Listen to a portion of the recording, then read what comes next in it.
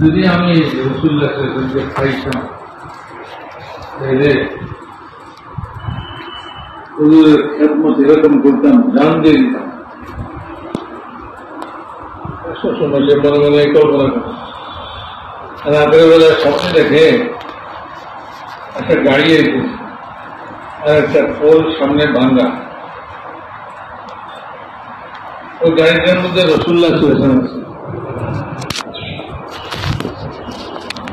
সে চিন্তা করতেছে এই ভাঙ্গার মধ্যে তো গাড়িটা পড়ে রাসূলুল্লাহ সাল্লাল্লাহু আলাইহি ওয়াসাল্লাম শাহাদাত হয়ে যাবে, তাহলে হুজুরকে বাঁচিয়ে রাখার জন্য কি করা যায়?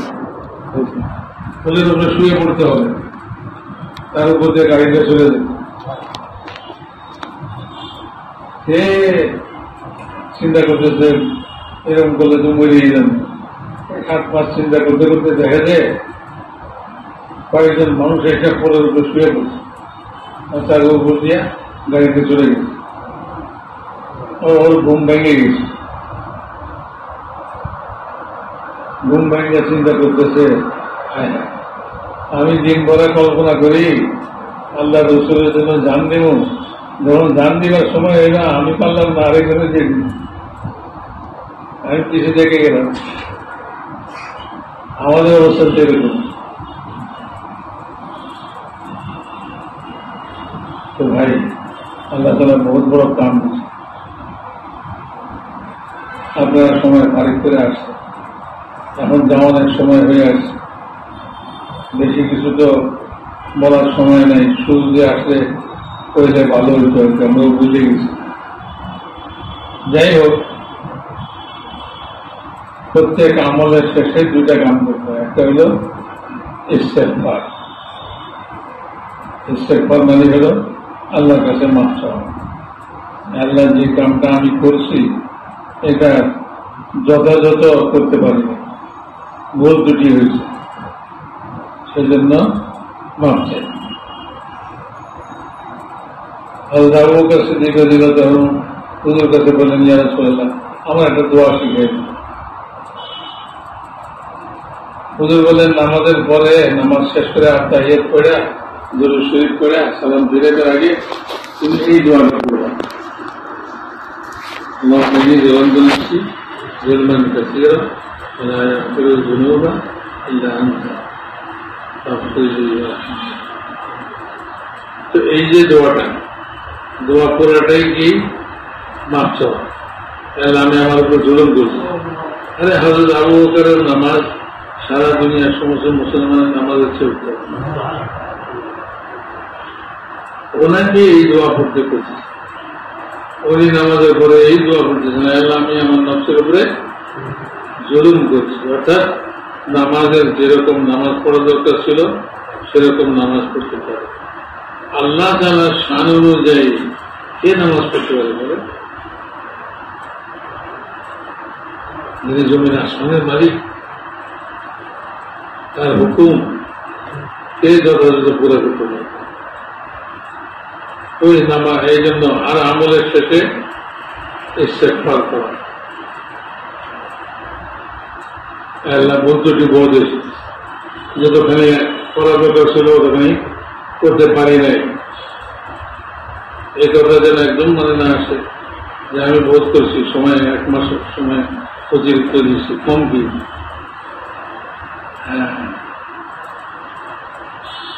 এটা বরং নিজের কমি এটাকে স্বীকার করে আল্লাহ তাআলার কাছে মাফ চাওয়া। আরেকটা কাম সেটা হলো শুকর করা। একটা কাম কি ভাই? শুকর করা। তো বলে যে একটা হলো মাফি তলব করা, আরেকটা হলো শুকর করা। 2টা কাম করবো। শুকর কেন করবো?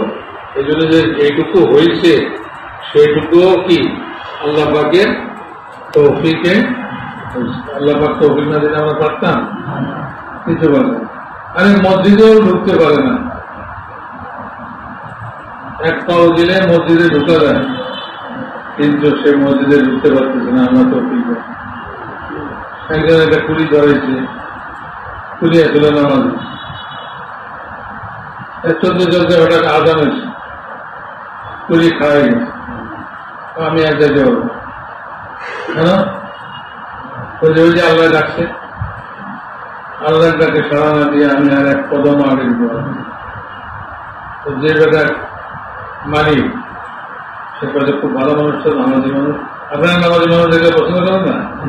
সঙ্গে করে দেবেন একটু নামাজি জমাজি দেন,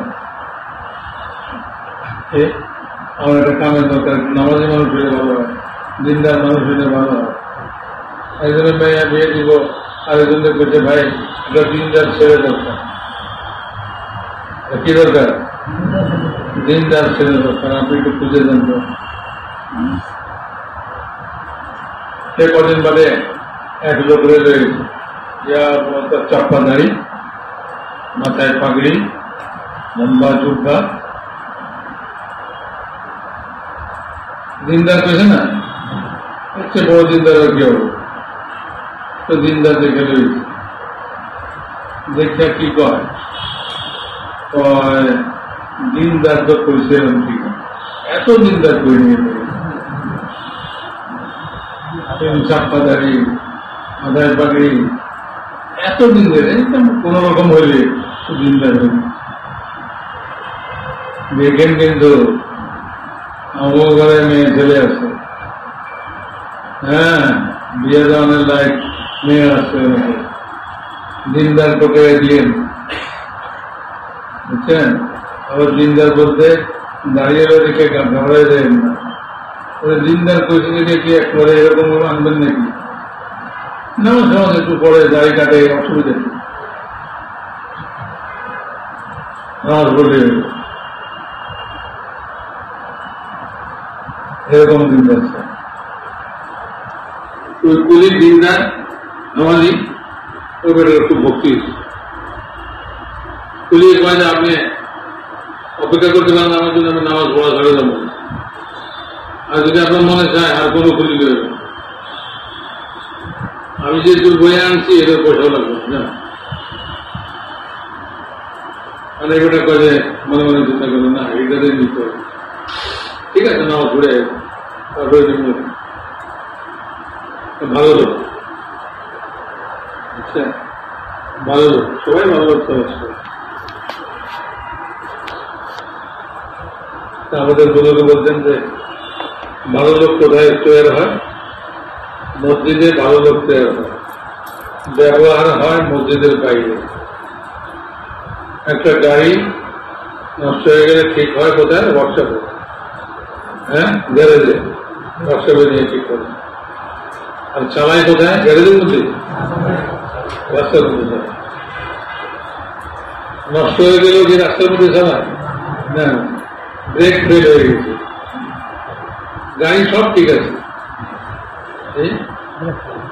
চাবি দিলে খুব জোরে দৌড়ে, কিন্তু ব্রেক নেই।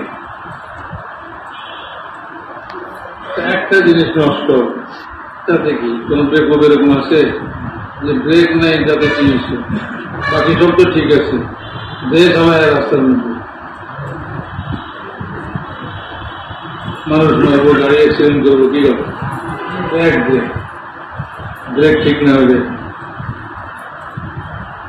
তো ব্রেকটা ঠিক করতে হবে কোথায়? ওয়ার্কশপে যায়, ঠেলে ঠেলে নিব, চালাই নিব না। একজন জিজ্ঞেস করে কিরে ভাই আপনার গাড়ি ঠেলে নিতেছেন কি, স্টার্ট হয় না? না স্টার্ট হয় তো গাড়ি ঠেলেন কে? ওই যে ব্রেক নষ্ট হয়ে গেছে, এই জন্য ঠেলে ঠেলে বের। তো গাড়ি ওয়ার্কশপে ঠিক হয়, রাস্তায় ব্যবহার, মানুষ মসজিদে ঠিক হয়, আর দুনিয়ার সব জায়গায় ব্যবহার। চাকরিতে এই লোক ব্যবহার হবে, দোকানদারিতে এই লোক ব্যবহার হবে, দুনিয়ার যত কাম আছে সব কামে। তো সব কামের জন্য মানুষে কি চায়? ভালো মানুষ চায়।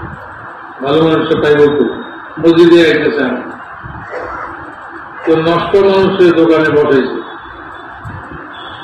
কদিন বাদে দেখা যায় যা বেচা কিনা হয় কিছু পাওয়া যায় না, সব বেড়ে যায়। নষ্ট মানুষ এক হাজার সব বেড়ে যায়।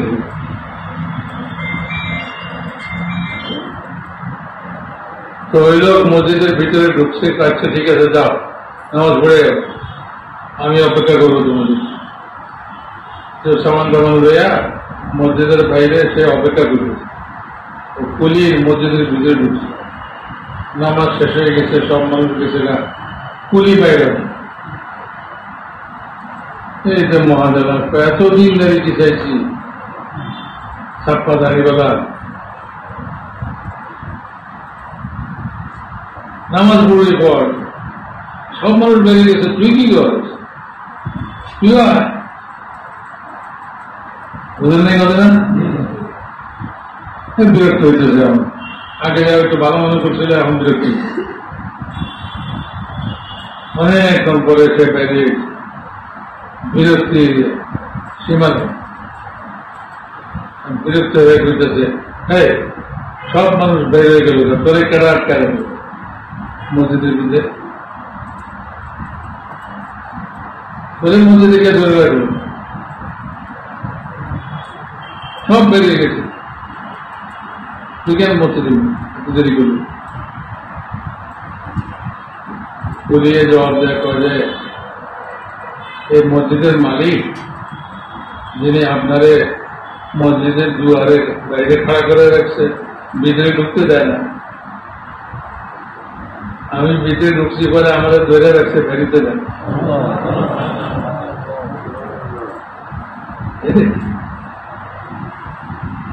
এই জন্য ভাই এখানে কাম মসজিদের কাম করছি, আলহামদুলিল্লাহ, আল্লাহ পাকের তৌফিক। আল্লাহ তাআলা পরবর্তী তৌফিক, আগের বারটা কবুল করলে পরের বারটা দেয়, আর আগের বারটা কবুল না হলে পরের বারটা দেয়। এই জন্য আল্লাহ আল্লাহ আল্লাহ জিকির করে। ওখানে সজাগ আছে,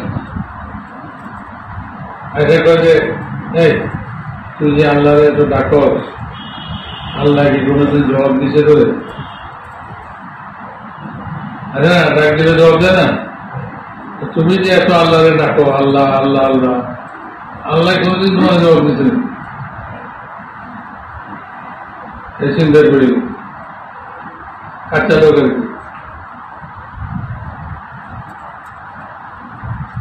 না, কোনোদিন তো শুনিনি আল্লাহ করছি কিছু, আমি তো খালি দেখেই দিতেছি আল্লাহ আল্লাহ, আল্লাহ তো কিছু করে। এ কথাটা সাথে গেছে, এই লোক চিন্তায় করে দিচ্ছে, বাড়ি গেছে, ঘরে গেছে, যে মাথার মধ্যে উঠে করতেছে, এতদিন ধরে আল্লাহ আল্লাহ করি, আল্লাহ তো কিছু করে না, তো কি লাভ আল্লাহ দেখা? রাত্রে ঘুমাইছে, ঘুমের মধ্যে আল্লাহরে স্বপ্ন দেখছে,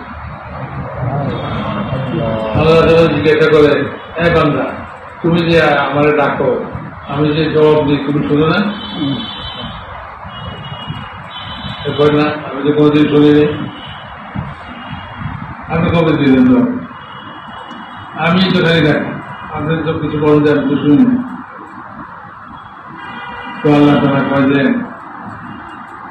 তুমি যে প্রথমবার আল্লাহ কইছ, দ্বিতীয়বার যে কইতে পারছো, এটাই আমার জবাব। আমি যদি প্রথমবারটা তোমার পছন্দ না করতাম, দ্বিতীয়বার তোমার এই মুখ দিয়ে আমার নাম উচ্চারণ করার শক্তি দিতাম। একবার যে মসজিদে আসে, তার মসজিদে আসাটা যদি আল্লাহর কাছে পছন্দনীয় হয়, তাহলে দ্বিতীয়বার আবার তাকে মসজিদে আসার তৌফিক দিতে পারে। আল্লাহর তৌফিকে মানুষ মসজিদে আসতে পারে, বুঝছেন? গায়ে জোরে আসতে পারে, আল্লাহ যাকে তৌফিক দেয় সেই আসে। আমরা এখানে ছিলাম, যে আমলটা করছি, 1 মাস ধরে আমরা এখানে সময় রয়েছি, আল্লাহ পাকের তৌফিকে হচ্ছে। আল্লাহ যদি এটা পছন্দ করে থাকে, তা আবারও তৌফিক দেবে, আবারও কি তৌফিক দিবে না। একবারে কোনো আপনার বিরক্ত হয়ে গেছে, মনে মনে হয়তো করতেছে যে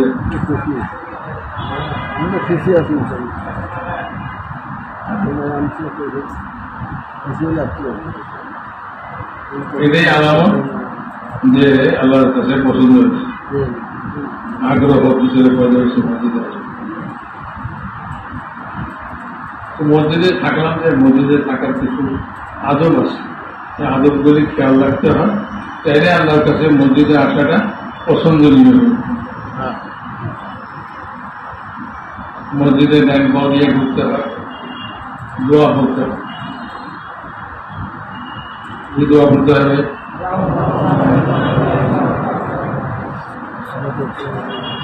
সুন্নত তরিকা হলো প্রথমে বিসমিল্লাহ পড়ো, তারপরে দরুদ শরীফ পড়ো মুখতাসার, বিসমিল্লাহি ওয়াসসালাতু ওয়াসসালামু আলা রাসূলিল্লাহ, তারপরে ডাইন পাও দিয়া আল্লাহুম্মা ইফতাহলি আবওয়াবা, আল্লাহ আপনার সব রহমতের দরজা খুলে দেন।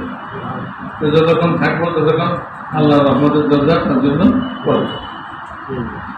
রহমত বৃষ্টির মধ্যে পড়তেছে, মানুষ এগুলি অনুভব করে না, কিন্তু এই সমস্ত জিনিসগুলা দুনিয়ার জিন্দিগি শেষ হলেই অনুভব করে।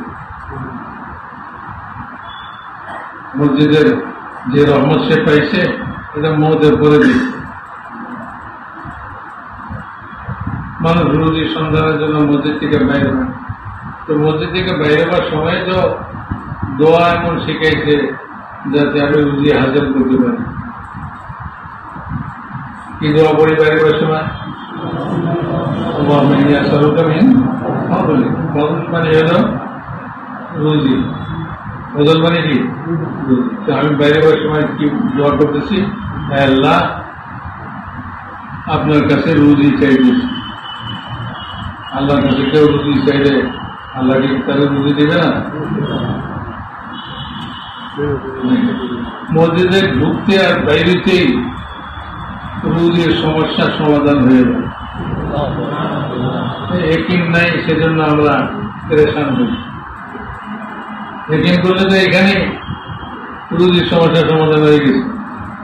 আমি ঢুকবার সময় রহমত চাইছি, বাইরে হওয়ার সময় কি চাইছি? রুজি চাইছি। রাসূলুল্লাহ সাল্লাল্লাহু আলাইহি ওয়াসাল্লাম ভুকা, সাহাবায়ে কেরামও ভুকা, তো সাহাবারা হুজুরের কাছে গেছে, বলে ইয়া রাসূলুল্লাহ ভুকে আসছি, খানা পিনা কিচ্ছু নেই। রাসূলুল্লাহ সাল্লাল্লাহু আলাইহি ওয়াসাল্লাম বলেন দরজা বন্ধ করে দাও, আসো আমরা দোয়া করি, আল্লাহর কাছে রুজি চাই। তো হুজুর সাল্লাল্লাহু আলাইহি ওয়াসাল্লাম দোয়া করতেছেন, একটা দোয়া করেন, আল্লাহুম্মা ইন্না নাসআলুকা মিন ফাদলিকা ওয়া রাহমাতিকা ফা ইন্নাহা বিয়াদিকা লা ইয়ামলিকুহা আহাদুন গায়রুকা। এই দোয়া শেষ হইতে না হইতে একজনের দরজার মধ্যে খটখটে, একজনের যে দরজা খুঁজে দেখে এক লোক আস্থা বকরি গুনা করে ওর অনেকগুলি হুমকি রাখছে, সে এটা লয়ে এসে হুজুর সাল্লাল্লাহু আলাইহি ওয়াসাল্লামের মুখে সবাই মিলে খাইছে। খাওয়ার পরে হুজুর বললেন, দেখো আমরা আল্লাহ তাআলার কাছে দুইটা জিনিস চাইছি, রহমত আর ফজল। রহমত আল্লাহ আখিরাতে দিবে, আর ফজলটা আল্লাহ দুনিয়াতে দিয়া বুঝাই দিল যে রহমতও পাবে, তবু এটা আখিরাতে পাবে।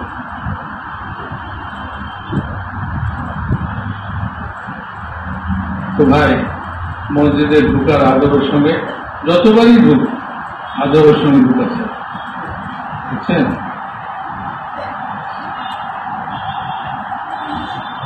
নেন বাউডিয়া খেয়াল করে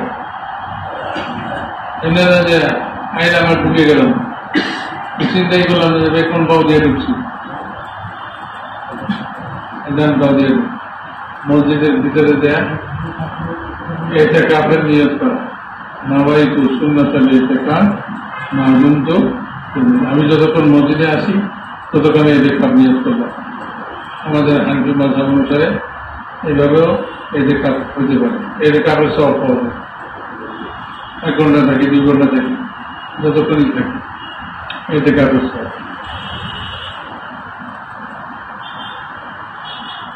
মসজিদে যাওয়ার পরে নিজের সামানপত্র জামাত ওয়ালাদের কিভাবে হেদায়েত দেয় বলে মসজিদের এক কোনায় সুন্দর করে ভাঁজ করে রাখবে, একটা কাপড় দিয়ে ঢেকে রাখবে।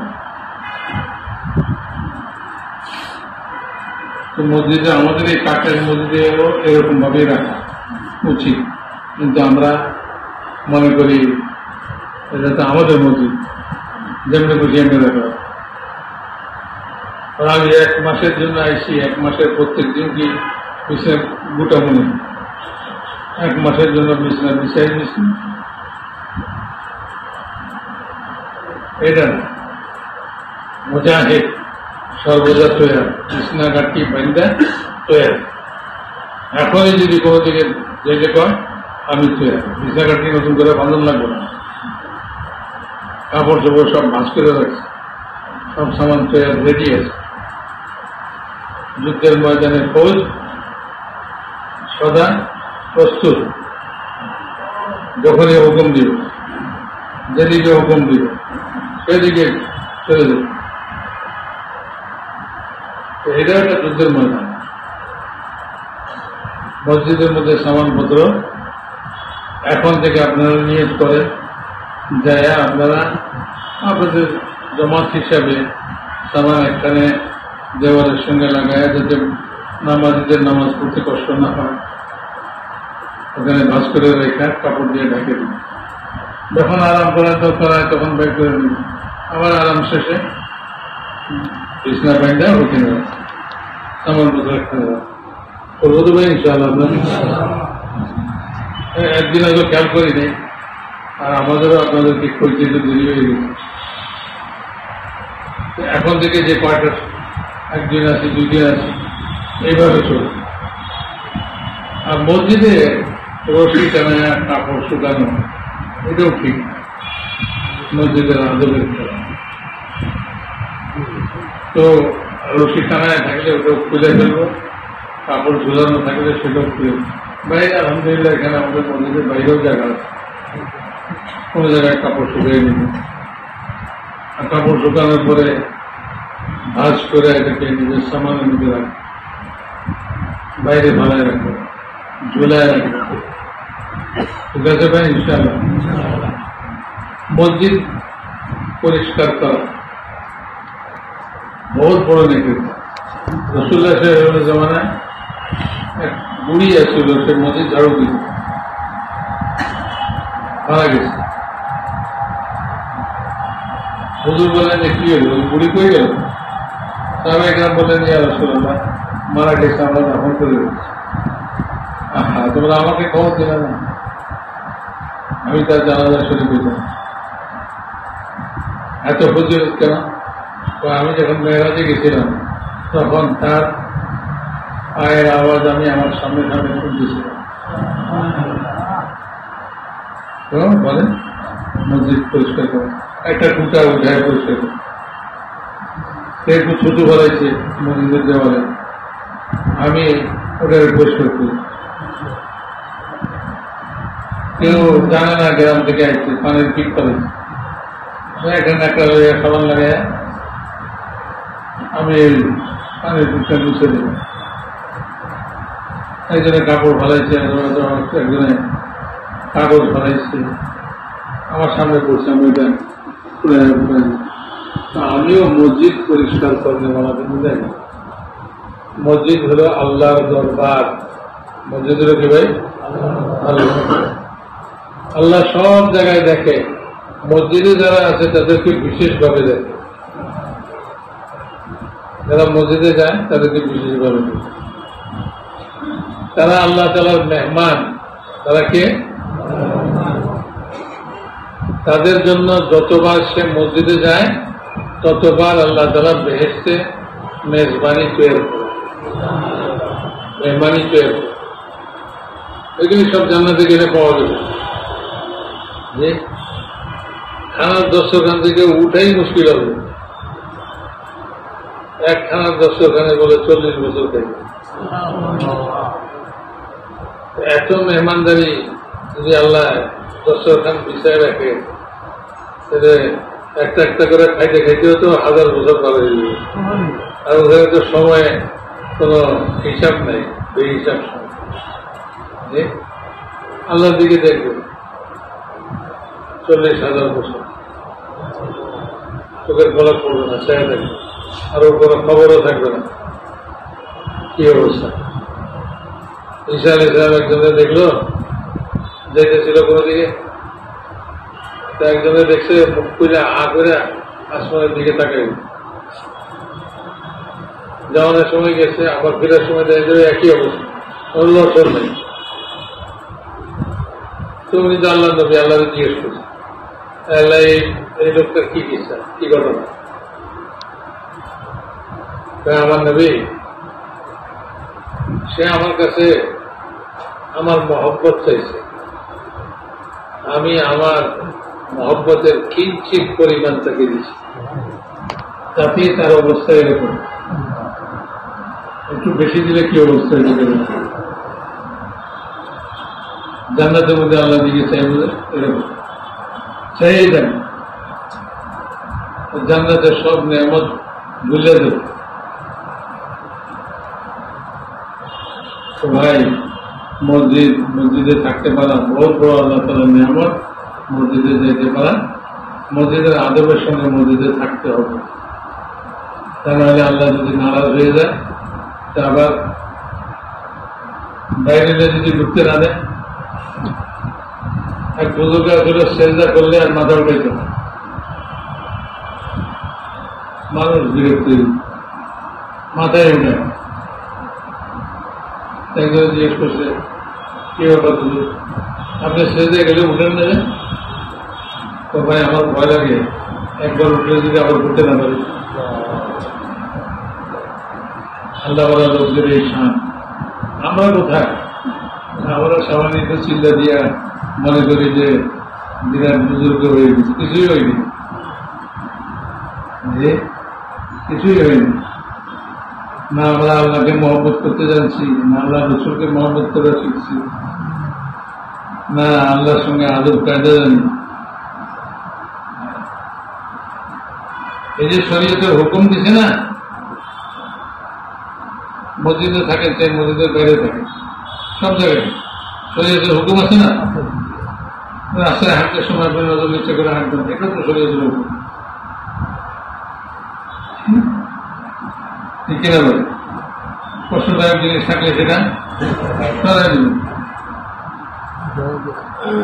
আর আপনি রাস্তায় হাঁটতে কোনো গুনাহের কাম করবেন না।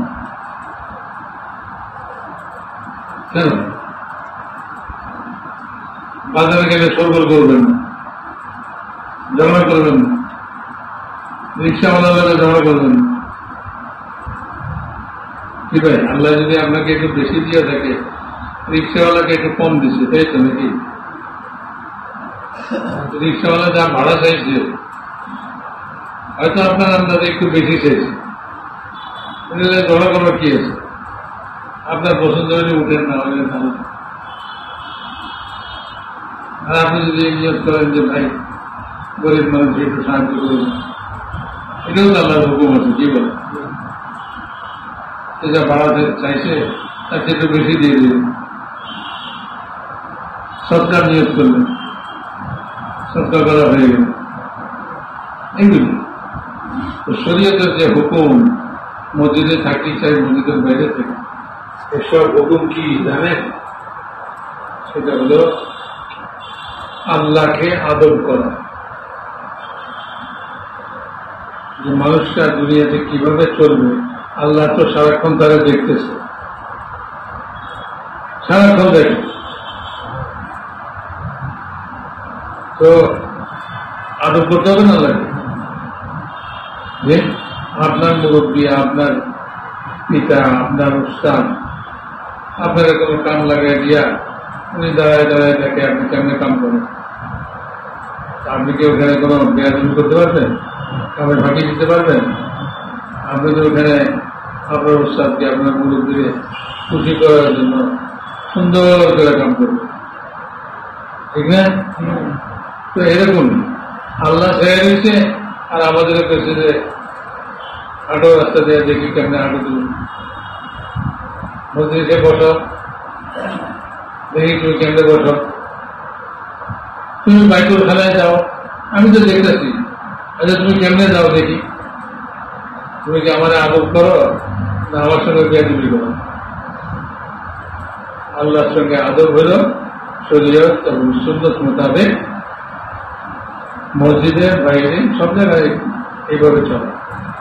আর যে সুন্নতের খেলাফ চলে, শরীয়তের খেলাফ চলে, সুন্নত আল্লাহ রসুলের সুন্নত, আল্লাহ রসুলের চেয়ে আল্লাহকে আদব করার মতো দুনিয়াতে কেউ করে যাবে,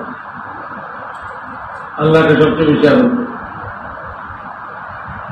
তাই তো বলছে রসুল্লাহ হাঁটু বেড়ে বলছে, এক মেয়ে লোকে কয়, দেখছো দেখছো গোলামের মতো খায়, গোলামের মতো বসে খায়। ওই যে হাঁটুতে বলছে, আমার একজন ছাত্র ছিল পড়তো, ছোট্ট, সে ওই কোলাবান্ধে দেখাই বড় লোকে কেমনে হাঁটে, বড় লোকে কেমনে বসে, গরিব লোক কেমনে হাঁটে, গরিব লোক কেমনে বসে, এগুলি সে অ্যাক্টিং করে দেয়।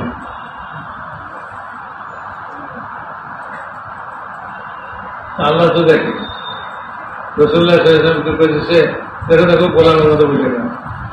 হুজুর বললেন আমার চেয়ে বড় গোলাম কে হবে, আমার চেয়ে বড় গোলাম কে আছে? আমি তো আল্লাহ সবচেয়ে বড় গোলাম। যে আশহাদু আন্না মুহাম্মাদান আবদুহু, আবদুহু মানে কি? আল্লাহর বান্দা, আল্লাহর গোলাম।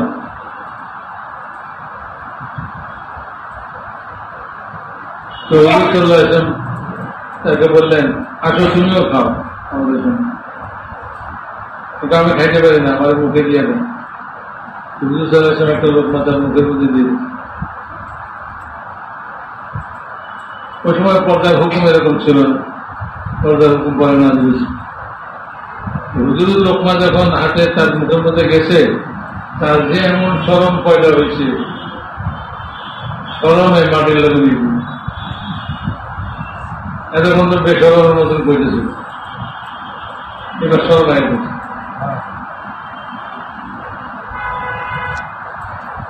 তো জিন্দগির সব কাজ সে আল্লাহ তাআলা দেখতেছেন, কাজেই আল্লাহ এবং আল্লাহ রসুল যেভাবে করছেন, করতে বলছেন সেইভাবে করা, এটাই হল আল্লাহকে আদর করা।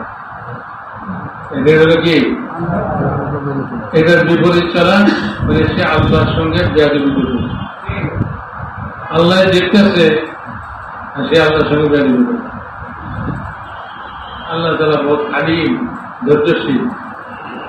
আমি নগদে ধরি না, আমার কাছে একদিন সে আসবেই, তখন হিসাব কিতাব বুঝে দেবে। আল্লাহ আমাদেরকে তো মসজিদের মধ্যে এরকম আদবের সঙ্গে থাকবো, ঠিক আছে ভাই? সরগোল ছেলে এগুলি করবো। আর যারা আসছে মসজিদের মধ্যে, আমরাও তো থাকি, জমাতের সাথীরাও আসে, তাদেরকে এগুলি বসে বসে শিখাই। আমরা বুঝতে পারি না যে কাম কি কাম করতাম। হুজুর আমি এই জেলা থেকে 1 মাসের জন্য আসছি, এগুলি কাম। মসজিদের বাইরে থেকে মজমা আসতেছে, তাদেরকে দাওয়াত দেন, তাদেরকে দিন শিখান, মসজিদের আদব শিখান। সে বাইতুল খালা চিনে না, আপনি লগে করে লয়ে যান, এরকম করেন না, ওই দিকে যায়, ওই দিকে যাবে। তবে একটা নতুন মানুষ ওই দিকেও ছিলেন না, এই দিকেও ছিলেন না, আপনি লগে করে লয়ে যান। তবে আমি তশকিলের জমাতে যাবার জন্য তশকিল কোন দিকে? আপনি কয়ে দিলেন মসজিদের ওই মাথার দিকে, এইখান দিয়ে ওইখান দিয়ে যায়, ওইখান দিয়ে ঢুকবেন, ওখানে তশকিল করবেন, সেই দিয়া দোতলায় উঠবেন, তশকিলের কামরা দেবেন। এবারে এগুলি বুঝে ওরা লগে করে লয়ে যান, আসেন আপনার তশকিলের কামরায় পৌঁছাই, তশকিলের কামরায় পৌঁছাই, ওরা খানার জায়গায় পৌঁছাই দিন। বুঝে আসে ভাই? আচ্ছা, কথা লম্বা করি না। আল্লাহ তাআলা সবাই তৌফিক দিয়েছে। আর আমাদের থেকে কোনো ভুল ত্রুটি হয়ে থাকলে মাফ করে দিবেন। যাওয়ার সময় ইস্তেগফার আর শুকর গুজারি করবেন। 2 রাকাত নামাজ পড়ে শুকর গুজারি করে দেবেন। 2 রাকাত নামাজ পড়ে আল্লাহর কাছে মাফি চেয়ে সুবহানাল্লাহ।